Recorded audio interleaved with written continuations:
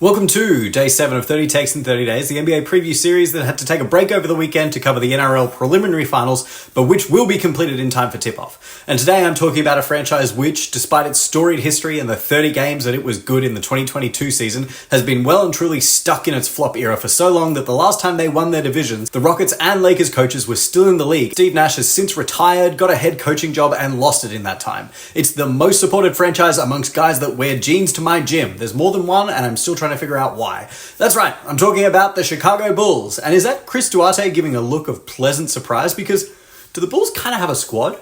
When writing these previews, the first thing I do is employ a tactic from Zach Lowe and write out my expected starting five and the depth chart for each team. And Chicago are the first team who have like an actual rotation. I mean, it's not very good, but it exists. And on Zach Lowe, a pox on whoever decided to let go of the best basketball writer in the world. Zach is a huge influence of mine. The reason that I had the confidence to pivot from just writing to video is because I remember listening to the first episodes of The Low Post and thinking about how far he'd come from barely wanting to podcast to becoming the best at it and then crushing TV too made me think, all right, I'll do it. And in a year when the rights have just gone for billions, Zach Lowe being on the open market is like Kevin Durant being a free agent in 2016. A truly baffling decision which destroys my career ambitions of appearing on the Low Post podcast and the two of us becoming best friends. Anyway, Zach LaVine is on this team. Remember Zach LaVine? Because he was out of sight, out of mind after requiring foot surgery after only playing 25 games last season. And say what you will about LaVine, whether you think he's a chucker or a good stats, bad team guy, or just not a first option guy, you have to admit that he's at least a good player. Just under 25, 5 and 5 most seasons, 27.5 points a game in his best season, which was the year before they acquired DeRozan, but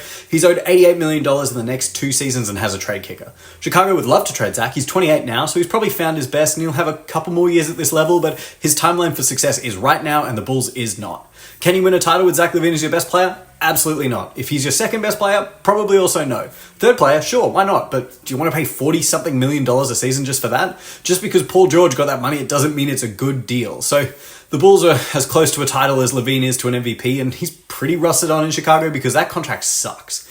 The rest of the roster, hey, there are more names here than I expected, especially given what they did over the offseason, because while it took 3 years for the Bulls to make their first trade since moving Larry Markkinen, sending Alex Caruso away for Josh Giddey, it only took them a measly 17 days after that to move DeMar DeRozan to Sacramento in exchange for Chris Duarte and 2 seconds. So with those moves being front of mind, Chicago acquiring 2 guys from the 2021 draft that impressed early before falling off, I was thinking that the Bulls were going right to the top of the trash heap.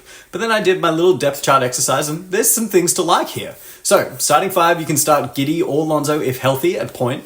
Kobe White at 2, who went from a single-digit scorer to a 25-5 guy from December to April of last season. LaVine at 3, plenty of fun and free to become the focus of the offense again and the closer now that DeMar isn't there anymore.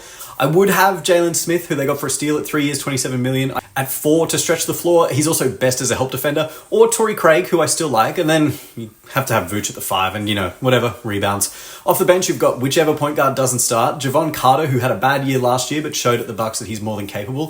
Ayo Dosunmu, who is a demon that improved just as much as Kobe White did and is an absolute weapon defensively.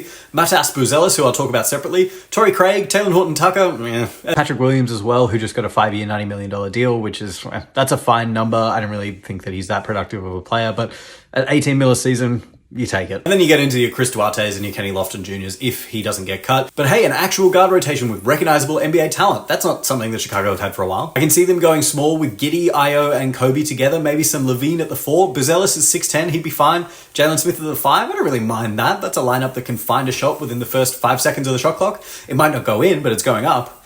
I don't care what they've said about believing in Giddey. It's a pony up year for Josh, and he has to show actual improvement this season if he's going to get anywhere near a max extension this summer. Giddey was left by the wayside as the rest of his Thunder teammates did things last season, like getting better at the sport and achieving things, and he was justifiably benched for long stretches in the playoffs last season. But his defense, shooting, and finishing, very important skills, were all completely unreliable for most of last season, which may have had something to do with off-court issues, which I don't want to get sued for. The assist numbers are fake. So many of those were hitting a guy 1 pass away. Josh wasn't constructing those possessions. He was profiting off of his teammates' work. Now, Josh had a pretty good Olympics, and he looked a lot more confident with the ball in his hands for most of the possession. And his finishing was mostly good. But if Lonzo's healthy, which, who knows, his knees are made up of mismatched Lego bricks at this point, he's going to want that starting point guard spot spot, and Kobe White's already shown that he can do it himself. To be honest, I think Josh might finish the season on the bench, probably behind Dosunmu, which I don't think is that controversial in opinion except for the fact that he's Australian, and we must support our boys even when they are no good. Alright, let's talk Buzelis, who was the number 11 pick out of the G League Ignite, and I like this kid. He was really impressive at Summer League, probably the second best rookie out there, and when I watch Summer League, I'm looking for who takes over possessions, which guy looks like he can win the game by himself, who's turning up and telling the other team, you lose. He's got a huge motor, always first out on the break, he never gives up on a play, he's a great slasher, jump out of the gym level athlete, his touch is nice, and I'm not worried about the shot even if the 3-point percentage was bad in the G League at 27%. It looks alright. He is small though, I'm worried that he'll throw himself in front of Giannis trying to defend him and he'll have his chest caved in. Coming out of the G League Ignite, which was a disaster last season, going 2-32, Chicago is going to be like luxury for Matas, and this is a good opportunity for him. That 3-4 spot backing up Levine is a good start, and Chicago's second unit is going to be pretty good this season. He's not my Rookie of the Year pick this season, but he's my Rookie of the Good. So, Chicago are in for a kind of alright season. They'll probably look pretty different by the trade deadline, but they've got plenty of good young talent, some cap space, and an incompetent front office ready to blow it all. But in Spreadsheet September, they look alright. Catch me watching Matas Buzelis isolation possessions on League Pass at 3 in the morning next February. Alright, bye.